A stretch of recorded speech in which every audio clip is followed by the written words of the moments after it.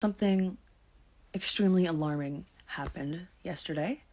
My trans sister got a letter in the mail saying she needs to go in to retake her license photo, which we thought was really weird. I know that a lot of people get that if their picture is blurry or they're wearing makeup or like something like that.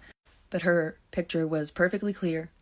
The rest of us didn't get a letter or anything like that. Yesterday, my sister went to the registry, the DMV, to get her picture retaken for her license. And when they gave her the temporary paper copy, they had changed her gender to male.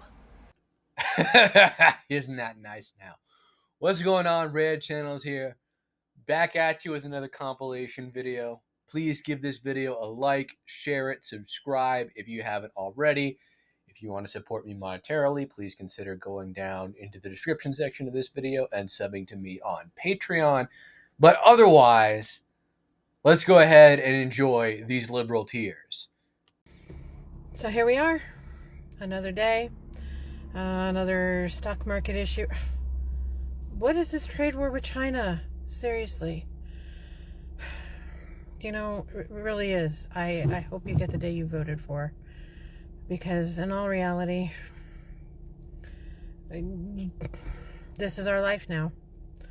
On flip sides of things, I've started writing a book.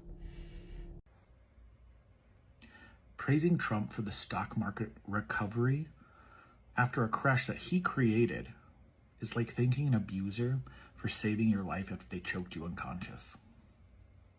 You're the problem. Yesterday, the House, I cannot multitask. House Republicans passed a bill, I believe it was 219 to 213, basically stating and limiting the amount, well, not really the amount, pardon me, limiting federal judges for blocking these unconstitutional executive orders. So, here's my thoughts. What the fuck is the first one? Okay. Two, this obviously shows that Republicans care more about their own agenda than they do for the American people. So I know every once in a while I get a Republican that comes on here and they have to talk some sort of smack to me. I just want to say, you're an idiot, first and foremost. Stop voting these people in because they only want to push their agenda. They don't care about the common good of the people. They care about what they think is right. They care about the holy book. They care about restricting rights for millions of Americans. They care about white, wealthy men in suits. In case you didn't know, lady, Republicans won the popular vote this time. People have had enough. People have had enough of how Democrats are running the economy. They've had enough of your social BS, what you're doing to kids in schools.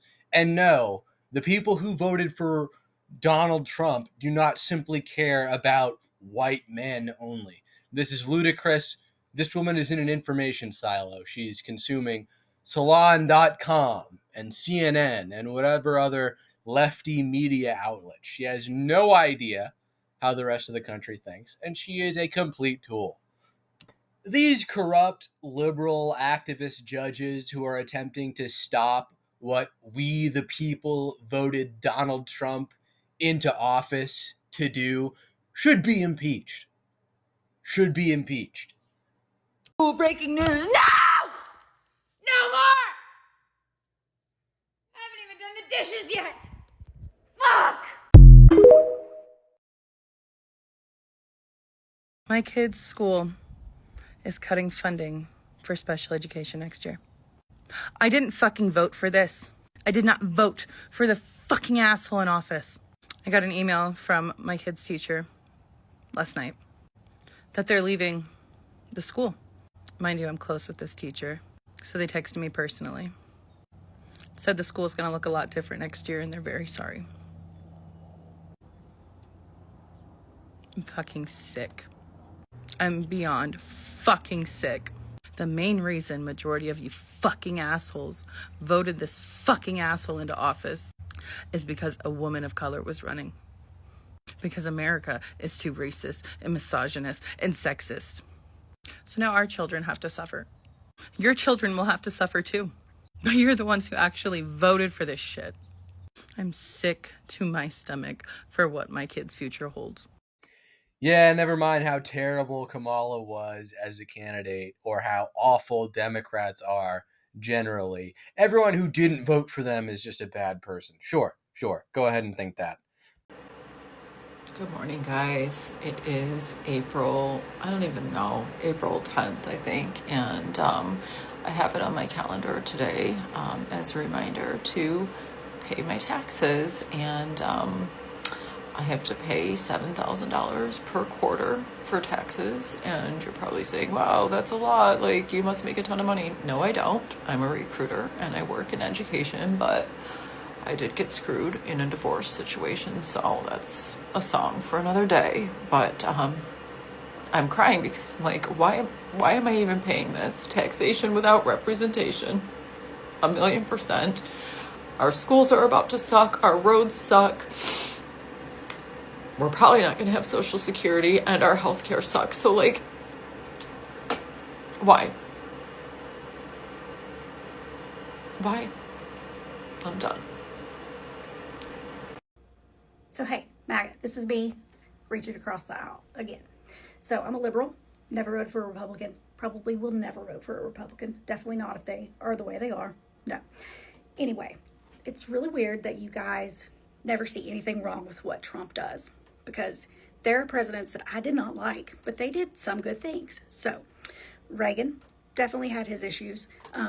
Millions of people died of AIDS. He also started the war on drugs, which was ridiculous, but he also told them to tear down that wall. So he did that. That's a good thing.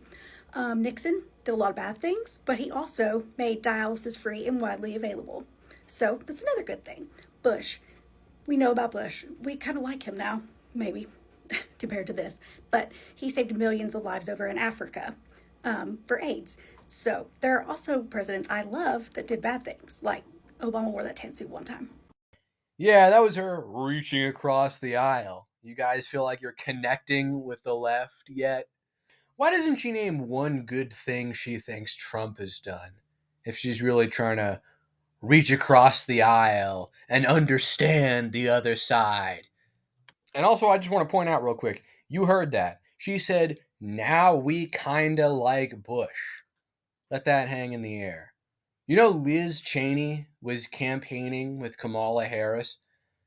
Neocons are now arm in arm with Democrats. This is the Trump Make America Great Again populist faction of the GOP, which is currently dominant in the party, but still not completely dominant, versus rhinos and Democrats.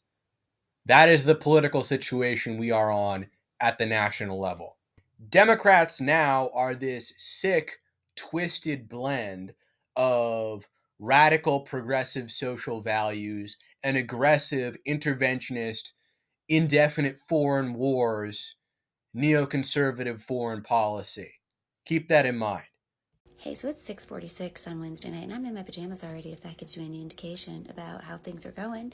But I wanted to jump on here and to remind you all that the SAVE Act is being voted on in the House tomorrow. The Safeguard American Voter Eligibility Act, you know, that one that's supposed to make sure our elections are only voted on by citizens and things like that, which we don't actually, historically, there's been no statistical proof that this is an issue.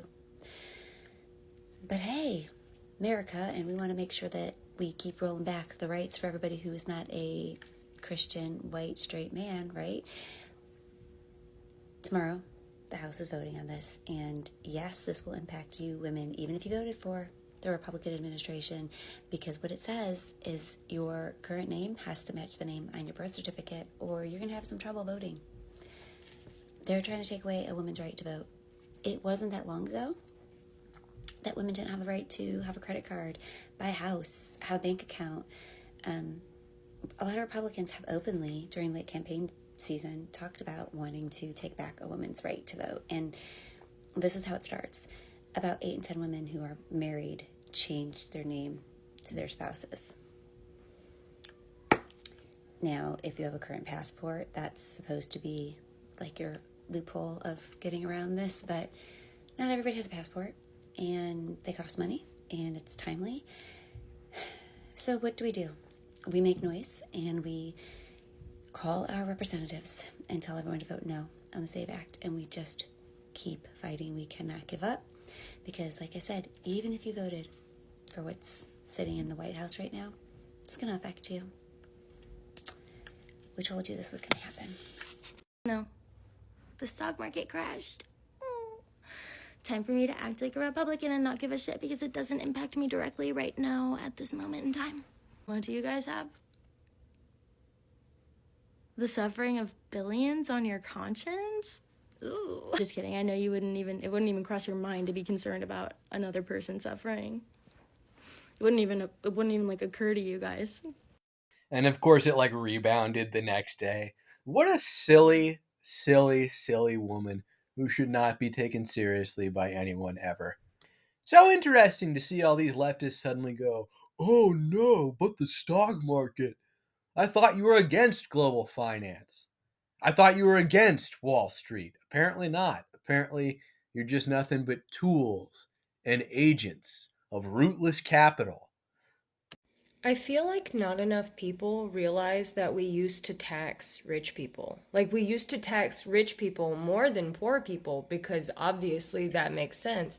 But then people got into power that were friends with rich people and were being paid by rich people. And they said, you know what, actually, we should all be taxed exactly the same so that it's equal, right? But it's not equal because capitalism is a difficult structure to make equal. So, yeah, I do think that food is a human right. I think water is a human right. I think shelter is a human right. And I know that if we taxed people appropriately, we could provide all of that shit. If you don't agree, maybe think about that for a little bit and figure out why you don't agree that people should have food, water, and shelter. No one's actually starving in this country, by the way. We have food insecure people. We do not have starving people. Just thought I'd point that out. I'll also add one, that when Democrats raise taxes whenever they're able to, the burden falls on the middle class, invariably, not the ultra rich. They're like, oh, progressive taxes would be so much fairer. Progressive taxation would be so much better.